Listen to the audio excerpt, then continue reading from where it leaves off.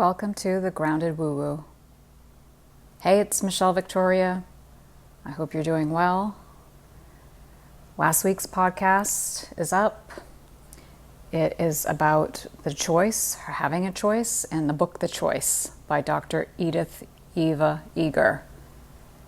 So, after I did that podcast, I got out some old notes that I had put aside somewhere else. I just have so many over the years about books I've loved that have touched me.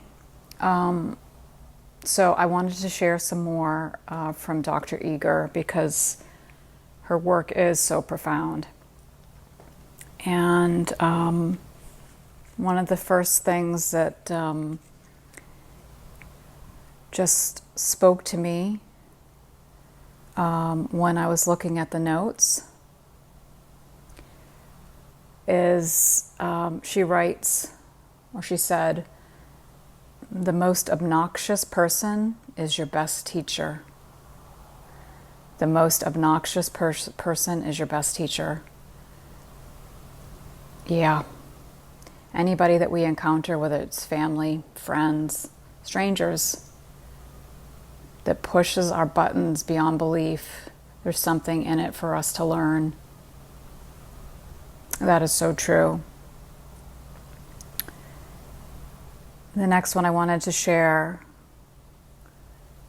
she talks about the greatest gift to people that you can give is to find peace within, stop blaming, because while you blame, you're still a child.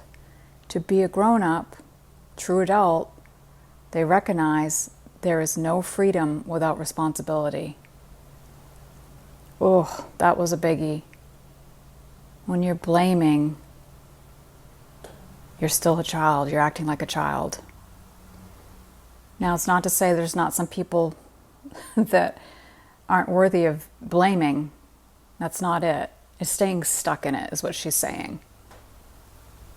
And she's also saying, then you have to take responsibility for your own side of the street, right? So I really like that one. Another biggie for people, I think, for myself. There is no forgiveness without rage. There is no forgiveness without rage. Working with your own feelings by inviting them in. You feel the feeling without getting stuck. And there is no hierarchy in suffering. I touched on that in the last podcast I did about her. She truly believes we all have our own suffering. There's no hierarchy in it. Hers wasn't worse than yours or mine, which is just amazing that she could even get there with everything she's endured. But anger has been a tough one for me because I grew up in a household that expressed anger outwardly and physically. So I was afraid of anger. So I fawned a lot in my responses as an adult. That's how I coped. And any perceived anger or aggression in the outward world would just send me inside myself. So I would never let myself be angry. I wasn't allowed to be angry as a child. I was supposed to take the anger, but I wasn't allowed to be angry back. Or, be sad or hurt that I was experiencing pain. So addressing my anger in my adult years has been a biggie for me. And feeling the feelings without getting stuck there. That's also a big one. You can go down a rabbit hole with what you've been through and stay stuck there. It's easy to do. I've been there.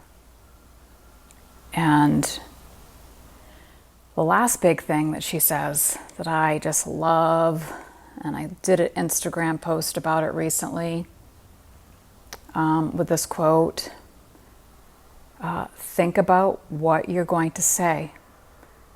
Will it empower that person? Wow. Think about what you're going to say, and will it empower that person?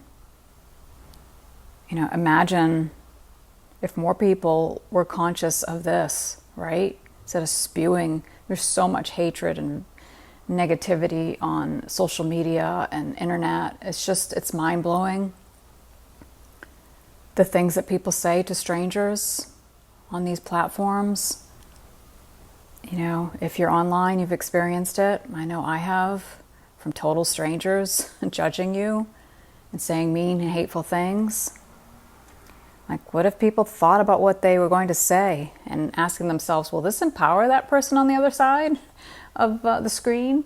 Or even in our own families, in our own relationships with our friends or siblings, whatever. What's your intention behind what you're saying? My son and I have this discussion a lot when we're discussing each other's lives, and I'll say this happened, and I have to think about what I'm going to say because I have to reflect on what's my true intention by my reaction.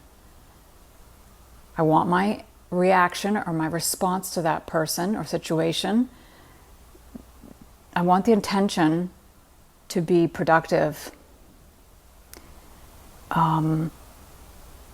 Yeah, that's where I try to go, and my son does the same as well. Not saying we're perfect and do it all the time, but it often comes back to what's the intention behind whatever you're going to say to that person or however you're going to react to a situation. And obviously, if the intention is to facilitate some type of negotiation or understanding, it's going to go better. In the end, it's going to go better.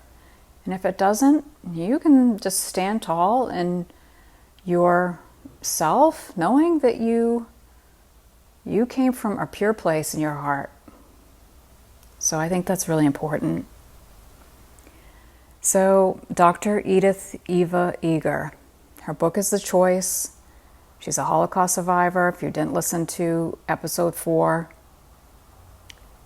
give her book a read. She is an earth angel, and I hope her work provides you with as much enlightenment and new ways of looking at your life as it did for me. So thanks for listening, and we'll see you next week.